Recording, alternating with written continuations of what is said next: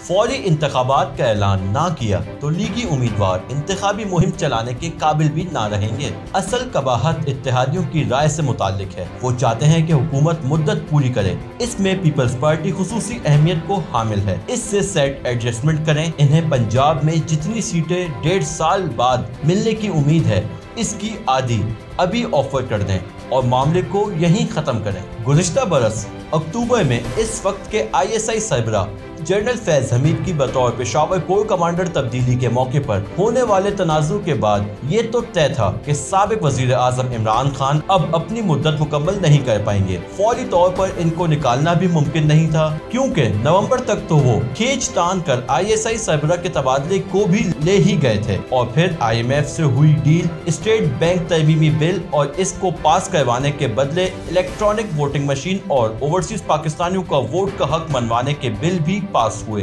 लिहाजा जनवरी उसी उलट फेर में गुजर गया और यूं फरवरी में सियासी जमातों की तेजी से होने वाली मुशावरत के बाद मार्च की 8 तारीख को ओपोजिशन जमातों ने इमरान खान के खिलाफ तहरीक अदम एतमाद जमा करवा दी, जिस पर यूं तो मार्च के वस्त में वोटिंग मुकम्मल हो जानी चाहिए थी, लेकिन इसमें इमरान खान हुकूमत लीत व लाल से काम लेती रही और नतीजन खींच तान कर 11 अप्रैल तक ले गई। लेकिन खान साहब का जाना ठहर चुका था और वो बिल आखिर निकाले ही गए, भले कुछ ताखिर से। इमरान खान ने दीगर हुक्मरानों की तरह ये बयानियां अपनाया कि इनको एस्टेब्लिशमेंट ने निकलवाया है और इसके लिए अदालतों की मदद ली गई है।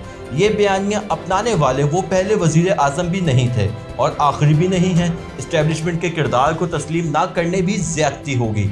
इमरान खान हुकूमत रोज़े अव्वल से इसी के सहारे खड़े थे और इस सहारे का हटना अपने आप में ही एक सियासी अमल था, जिस पर इमरान खान का नाक भोग चढ़ाना बनता था।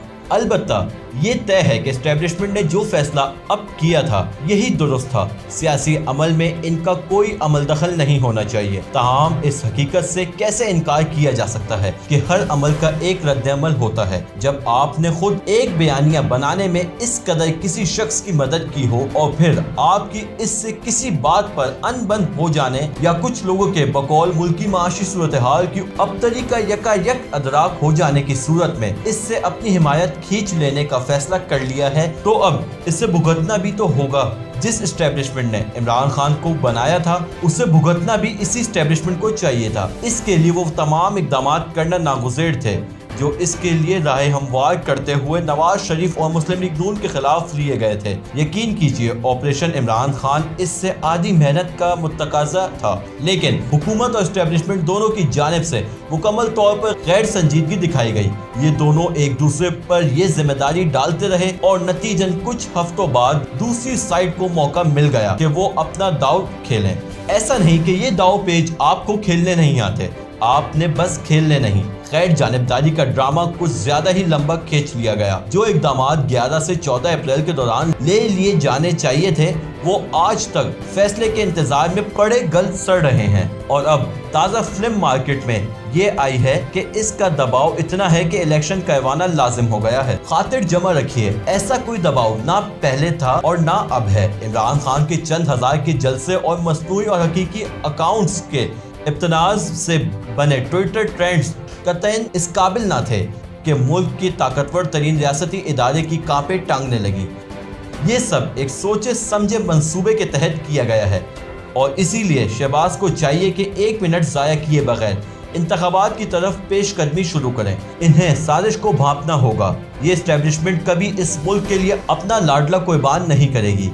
ये एक हाफिज सईद कुर्बान नहीं करती। इमरान खान का तो एक बड़ा वोट बैंक है जो इनके लिए हमेशा एक असासा रहेगा। नैब का कानून भी इनका अपना कानून है। ये किसी सूरत इसमें तब्दीली नहीं होने देंगे। इसने दहाइयों इसके जरिए सियासी इंजीनियरिंग की है और ये वक्ती गैर जानिबदारी का सॉन्ग रचाने की कीमत नैब के कानून में तरमीमी की सूरत में अदा करने को कभी राजी ना होगी। इलेक्ट्रॉनिक वोटिंग मशीन और बैरून मुल्क मकीम पाकिस्तानियों को वोटिंग का हक देना बहरहाल साजिश है जिन्हें इलेक्शन एक्ट से निकाला जाना चाहिए।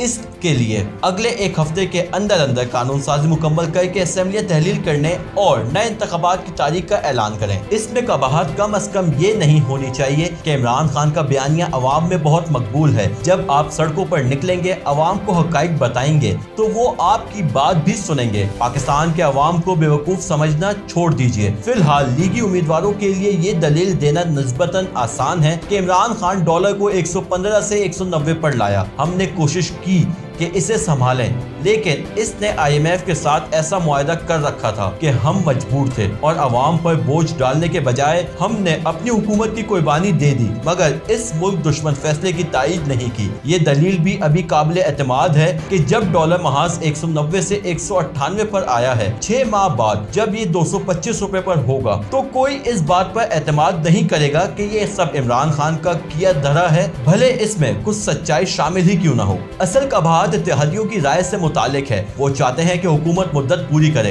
इसमें पीपल्स पार्टी खुसूसी अहमियत की हामिल है। इससे सीट एडजस्टमेंट करें। इन्हें पंजाब में जितनी सीटें 1.5 साल बाद मिलने की उम्मीद है, इसकी आधी अभी ऑफर कर दें और मामले को यहीं खत्म करें। यकीन कीजिए, मुल्क के जो हालात हैं, डॉलर की कीमत जो आसमान को छू रही है, लोड शेडिंग से जिस तरह आवाम कई साल बाद एक बार फिर अल्लाह की पनाह मांगने पर मजबूर हो गई है, अगर यही हालात रहे तो 1.5 साल छोड़िए, सिर्फ 4 माह बाद सूरत हाल ये होगी कि नून लीगी उम्मीदवार गलियों में इंतखाबी मुहिम चलाने के काबिल नहीं रहेंगे। जहां जाएंगे लोग महंगाई पर सवाल करेंगे और जोर जोर के नारे हर तरफ पीछा करेंगे। जैसे कि मुजम्मिल सरवदी के मुताबिक नवाज शरीफ ने इन्हें कहा था, इक्तदार और वोट बैंक में से मैंने हमेशा वोट बैंक का इंतखाब किया है। इक्तदार चला जाए तो वोट बैंक वापस ला सकता है, गया वोट बैंक वापस नहीं आता। शहबाज शरीफ को भी समझना होगा कि इन्हें क्या करना है।